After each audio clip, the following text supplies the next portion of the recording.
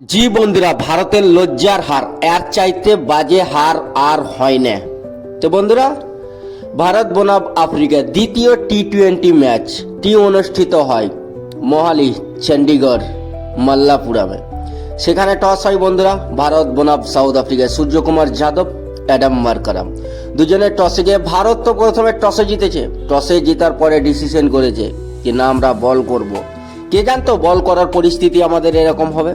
তো বন্ধুরা, তোমরা যদি ভারতীয় টিমকে ভালোবাসো তাহলে এই চ্যানেলটাকে সাবস্ক্রাইব করো, একটা লাইক করো, ফেসবুক থেকে দেখলে ফলো, কমেন্ট, শেয়ার এবং লাইক করো, আর সুন্দর করে লিখে দাও আমরা ভারতবাসী।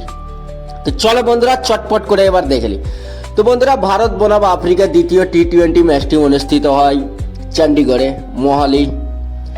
তো সেখানে সাউথ আফ্রিকা প্রথমে ব্যাট করতে নামে। সাউথ আফ্রিকার ওপেনার রেজা হ্যাংরিস আর কন্টেন ডিকক। কে জানতো কন্টেন ডিকক আজকে ভারতের ওপরে এইভাবে অত্যাচার করবে? তিনি 46 বলে 90 রান করে বন্ধুরা, 5টা 4 আর 7টা ছক্কা মারে। প্রথমে তো 26 বলে 52 রান করে হাফ সেঞ্চুরি করে। তারপরে ভাই 46 বলে 90 রান করে, 5টা 4 আর 7টা ছক্কা। সেটাও একটা ভালো জিনিস কি, জিতেশ শর্মা তাকে রান আউট স্টাম্প করেছিল ওই কারণে, নাহলে তো তিনি 150 করে এলতো।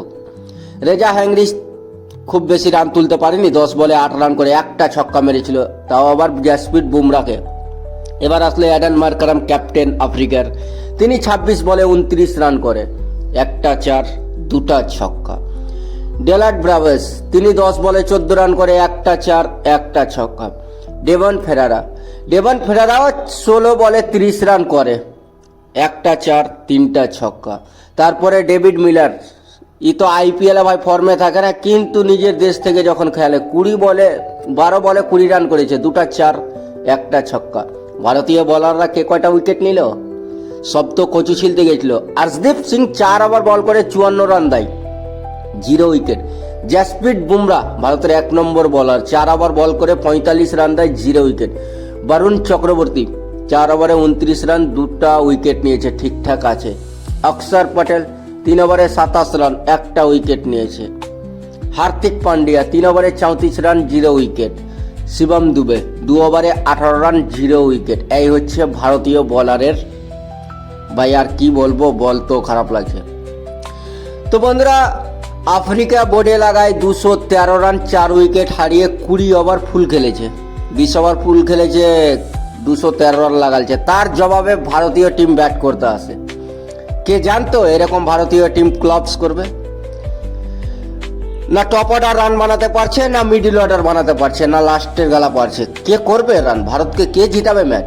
তো বন্ধুরা, ভারতীয় টিম ব্যাট করতে আসলো অভিষেক শর্মা আর শুভমন গিল। অভিষেক শর্মা 8 বলে 17 রান করে, 2টা ছক্কা মারে, তিনি আউট হয়ে যায়। মার্কো জনসন রের বলে কন্টেন ডিকক ক্যাচ ধরে লাই।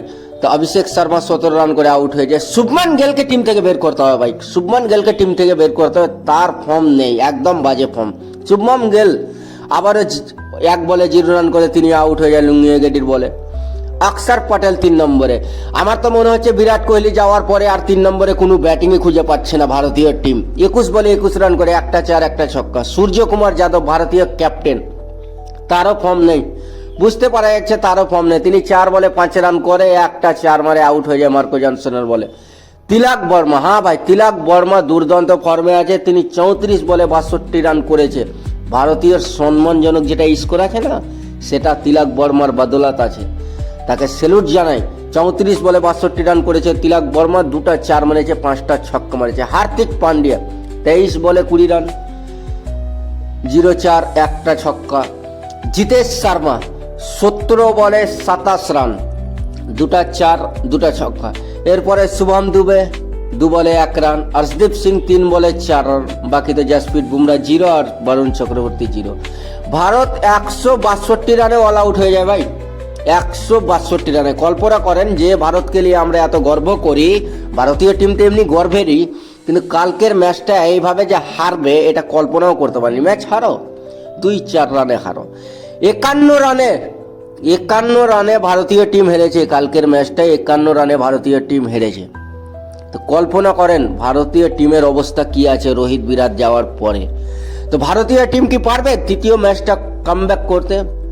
কেননা তৃতীয় ম্যাচটা আমাদেরকে জিততে হবে। যদি সাউথ আফ্রিকা টিম জিতে নেয় তাহলে এই সিরিজ থেকে আমরা হাত ধুতে হবে ভাই। তার কারণে ভারতীয় টিমকে কামব্যাক করতে হবে। তৃতীয় ম্যাচটাতে কিছু প্লেয়ারকে চেঞ্জ করে ভারতীয় টিমকে জিতাতে হবে। তো বন্ধুরা, এখানেই সুস্থ থেকো, ভালো থেকো।